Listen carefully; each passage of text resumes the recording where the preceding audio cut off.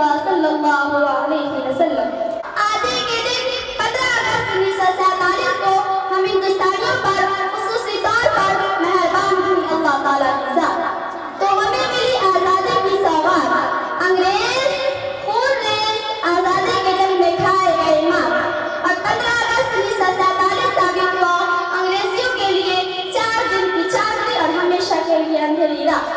15 اگست 1947 کو ہم ہندوستانیوں و بھارت واسیوں پر ایسی ہوئی خوشی کی برسات کہ بغیر دلہن کے برطانیہ واپس گئی انگریزوں کی بارات۔ وہ بھی دن کو نہیں بلکہ واپس لوٹنا پڑا انگریز کو بہادرانہ دورہ۔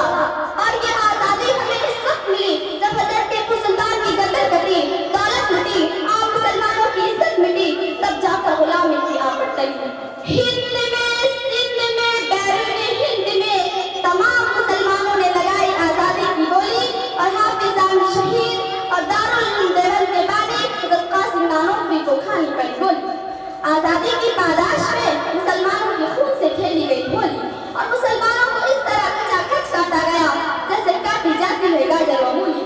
تب جا کر ہندوستان کی آزادی ہندوستان کی آزادی کے لیے ریشمی رومال عالمی تحریک چلائی، اور 4 سال تک مالٹا کی جیل میں بولتے و پگھلتے تڑپتے و سسکتے رہے حضرت شیخ الہند دیوبندی جوانی میں ملک کی ہندوستان کی آزادی کے لیے ملک سے باہر چلے گئے، تو بوڑھے ہو کر ہندوستان لوٹے مولانا عبید اللہ سندھی، مولانا محمد علی جوہر غلامی ملک کی ہندوستان کی آزادی کے لیے لندن پارلیمنٹ چلے گئے۔ لندنی میں ان کو آئی موت، آزادی کے لیے ملک سے باہر ہو کر موت، فلسطین کا ان کو ملا کفن، اسی سرزمین کو ان کو کیا گیا دفن۔